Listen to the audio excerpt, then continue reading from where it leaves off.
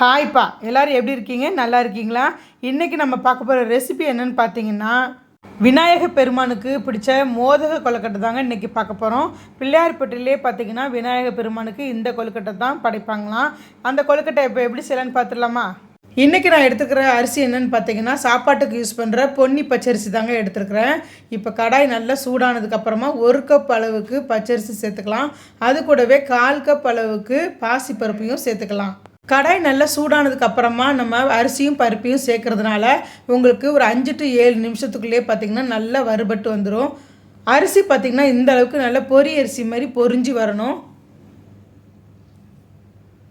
இப்போ இந்த டைமில் ஸ்டவ் ஆஃப் பண்ணிவிட்டு ரெண்டையுமே நல்லா ஆற விட்டுடுங்க. நல்லா கம்ப்ளீட்டாக ஆறுனதுக்கு அப்புறமா இதை ஒரு மிக்ஸி ஜாருக்கு மாற்றிக்கலாம். இது கூடவே பார்த்திங்கன்னா வாசனைக்காக ஒரு 3 ஏலக்காய் சேர்த்துக்கலாம். சேர்த்துட்டு இதை ரொம்ப ஃபைனாக அரைக்காமல் இந்த மாதிரி கொஞ்சம் குறன்னு ரவை பதத்துக்கு அரைச்சி எடுத்து வச்சுக்கோங்க. நான் 1 கப் பச்சரிசிக்கு 1 கப் போல் வெல்லம் சேர்த்துருக்கேன். நீங்கள் கொஞ்சம் இனிப்பு அதிகமாக வேணும்னா 1/4 கப் கூட சேர்த்துக்கலாம். இப்போ வெல்லம் கரைகிற அளவுக்கு கொஞ்சமாக ஒரு 1/4 கப் அளவுக்கு தண்ணி சேர்த்து வெல்லத்தை கரைச்சி எடுத்துகிட்டு வந்துடலாம். இப்போ வெல்லம் நல்லா கரைஞ்சி வந்துடுச்சு. இது ஓரமாக இருக்கட்டும். இப்போ கடாயில் 1 கப் பச்சரிசி 1/4 கப் போல் பாசிப்பருப்பு எடுத்துருக்கோம். இதுக்கு 2 மடங்காக 2.5 கப் அளவுக்கு நம்ம தண்ணி சேர்த்துக்கலாம். எப்போவுமே பார்த்திங்கன்னா நம்ம ஸ்வீட் எப்போவுமே செய்கிறப்ப ஒரு பிஞ்ச் அளவுக்கு உப்பு சேர்க்குறப்ப அந்த இனிப்பு சுவையை உங்களுக்கு எடுத்து கொடுக்கும்.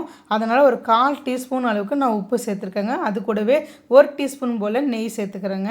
சேர்த்துட்டு நல்லா கலந்து விட்டுட்டு இது நல்லா கொதி வந்ததுக்கப்புறமா இப்போ நம்ம அரைச்சி வச்சுக்கிற அரிசியும் பருப்பையும் லோ ஃப்ளேமில் வச்சுட்டு கொஞ்சம் கொஞ்சமாக சேர்த்து கைவிடாமல் கிளறுங்க. ஃப்ளேமை அதிகமாக வச்சு நீங்கள் கிளறும்போது ஒரு பக்கம் வெந்துடும், ஒரு பக்கம் கட்டி கட்டியாக ஆகிடும்.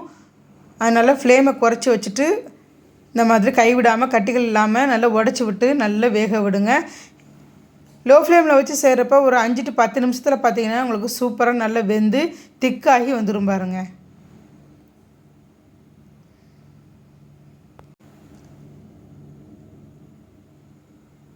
இந்த அளவுக்கு திக்கானதுக்கு அப்புறமா நம்ம ஏற்கனவே கரைச்சி வச்சுருக்கிற வெல்லத்தை இதில் வடிகட்டி எடுத்துக்கலாங்க.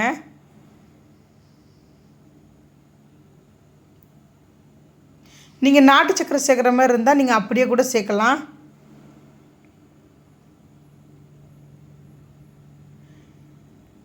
இப்போ இந்த வெள்ளைப்பாகில் மாவு நல்லா கலந்து வர்ற அளவுக்கு கட்டிகள் இல்லாமல் எல்லாத்தையும் நல்லா கலந்து விடுங்க.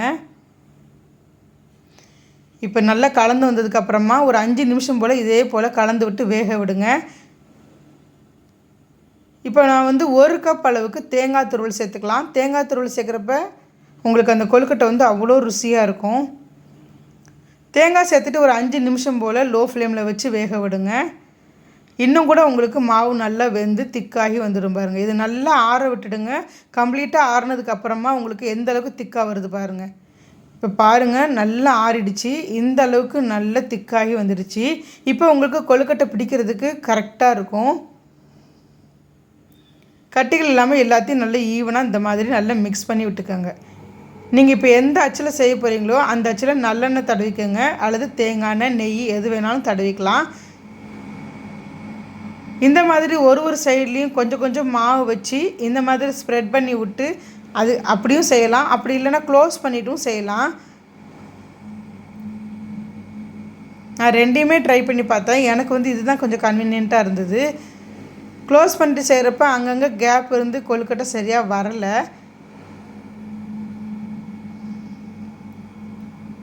இந்த மாதிரி 2 பக்கமும் உங்களுக்கு மாவை நல்லா ஸ்ப்ரெட் பண்ணி விட்டுட்டு அதுக்கப்புறமா எக்ஸஸாக இருக்கிற மாவு எல்லாத்தையுமே வலித்து எடுத்துடுங்க.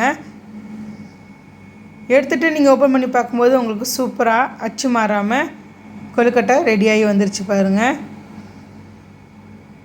சப்போஸ் நீங்கள் க்ளோஸ் பண்ணி தான் செய்யணும் அப்படின்னா கொஞ்சம் கொஞ்சமாக மாவு போட்டு நல்லா அழுத்தி விடுங்க. அப்போ தான் உங்களுக்கு எல்லா பக்கமும் மாவு கேப் இல்லாமல் ஈவனாக ஸ்ப்ரெட் ஆகி சூப்பராக கொழுக்கட்டை உங்களுக்கு அச்சு மாறாமல் கிடைக்கும். இந்த மாதிரி ஃபில் பண்ணிவிட்டு அதுக்கப்புறமா கூட நீங்கள் ஓப்பன் பண்ணி பாருங்கள். சூப்பராக அச்சு மாறாமல் கொழுக்கட்டை தயாராகி வந்துருச்சு. இதுலேயே பார்த்திங்கன்னா நீங்கள் பிடி கொழுக்கட்டை கூட செய்யலாம். கொஞ்சமாக கையில் நல்லெண்ணெய் தடவிட்டு பிடிச்சிங்கன்னா உங்களுக்கு கையில் ஒட்டாமல் சூப்பராக வரும்.